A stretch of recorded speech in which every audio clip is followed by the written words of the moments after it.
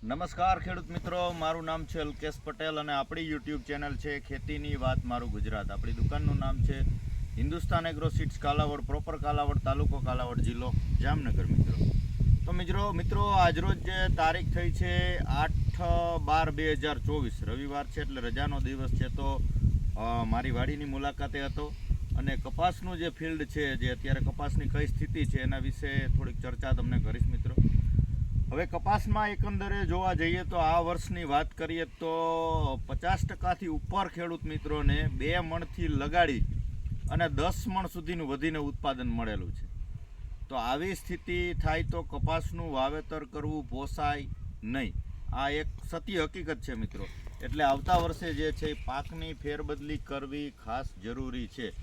એટલે વાવેતર કરવું એવું નથી કે નથી જ કરવું, પણ થોડું વિભાગ કરી નાખવા કે કપાસ વાવો, મગફળી વાવો, સોયાબીન વાવો, તુવેર વાવો, અલગ અલગ કઠોળના પાક છે પ્રકારે વાવેતર ચેન્જ કરવું જ પડશે. બાકી આ પરિસ્થિતિમાં કપાસનું ઉત્પાદન મળે તો આપણે ખેડૂત મિત્રોને ફાયદો થવાનો તો ત્યાંની વાત છે, પણ ઉલટાનો જે છે એ નુકસાની વેઠવાનો વારો આવે. આવી સ્થિતિ આ વર્ષની છે કપાસની, બરાબર છે.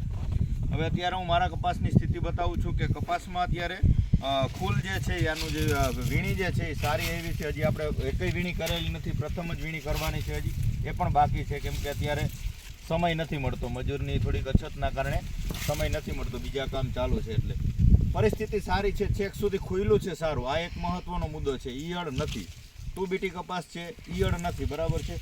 એટલે આ મુદ્દો એક આપણા માટે પ્લસ પોઈન્ટ કહેવાય કે વીણવાનું છે એટલું સારું થશે.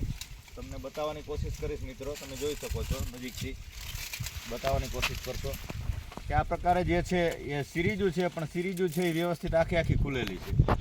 એટલે એકંદરે જોવા જઈએ તો સડાની પરિસ્થિતિ નથી, એટલે જે કાંઈ ઉત્પાદન મળશે એ સંપૂર્ણ સારી અવસ્થામાં મળશે. આવું અત્યારે જોવા મળી રહ્યું છે મિત્રો, તમે જોઈ શકો છો. જીડવા છે અને જે ખુલ્લું છે, આ બધું જે છે એ ચોખ્ખું છે. તમે જોઈ શકો છો કે જ્યાંની વીણી છે એ સારી જ આવશે એકંદરે. તો આ પ્રકારની સ્થિતિ અત્યારે કપાસની અંદર જોવા મળી રહી છે. તો ભલામણ માત્ર મિત્રોને એટલી કરવાની છે કે આવતા વર્ષે ચોક્કસથી થોડોક ફેરફાર તો અવશ્ય કરવો જ પડશે. આ કદાચ વધીને થશે તો 20 મણ થાય કે 22 મણ થાય કે 25 મણ થાય, એનાથી વધારે કપાસ થાય નહીં. તો સતત આખું વર્ષ આની પાછળ આપણે મહેનત કરીએ છીએ, આનું ખાસ કાળજીથી આપણે આનું કામ ઉત્પાદન વધારવાના પ્રયત્નો કરીએ છીએ, છતાં પણ ઉત્પાદન વધે નહીં તો જે છે એ આપણે નુકસાની વેઠવાનો વારો આવે મિત્રો.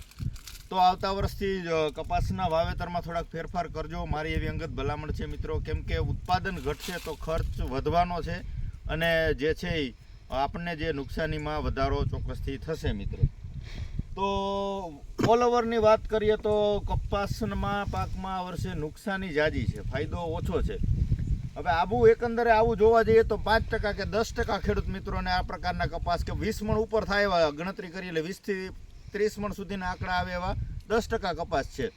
તો બાકીના જે છે 90%ની અંદર છે જે ઉત્પાદન નથી મળ્યું, તો એ કપાસનું વાવેતર કરવું, એ ચેન્જ કરવો, ફેરફાર કરવો ખૂબ આપણા માટે જરૂરી છે મિત્રો. તો બસ આજે આટલું જ માહિતી આપવાની હતી કે યોગ્ય માવજત આપણે કરેલી છે, ઉત્પાદન મળશે, પણ આ પરિસ્થિતિમાં આ પ્રકારનું બધા મિત્રોને, ખેડૂત મિત્રોને ઉત્પાદન મળતું નથી. એટલે ભલામણ કરવાની છે કે વાવેતરમાં ફેરફાર કરવો ખૂબ જરૂરી છે. તમે આખો કપાસ બતાવશો કે ફૂલ બધે સારી છે, જે વીણી નથી કરી, એવું નથી કે અહીંયા જ આગળ જ સારું છે કે પાછળ સારું છે, પણ ઓલ ઓવર બધે તમે ઉપરથી બતાવવાની કોશિશ કરીશ તો કપાસ બધે જ વ્યવસ્થિત ફૂલ સારી છે, ખુલી ગયો સારું છે, સ્થિતિ અત્યારે સારી છે.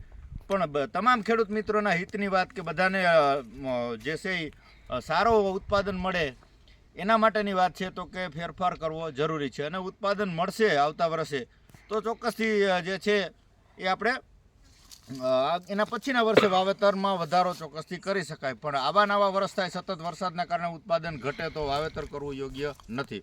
રજા આપશો મને. જય જવાન, જય કિસાન.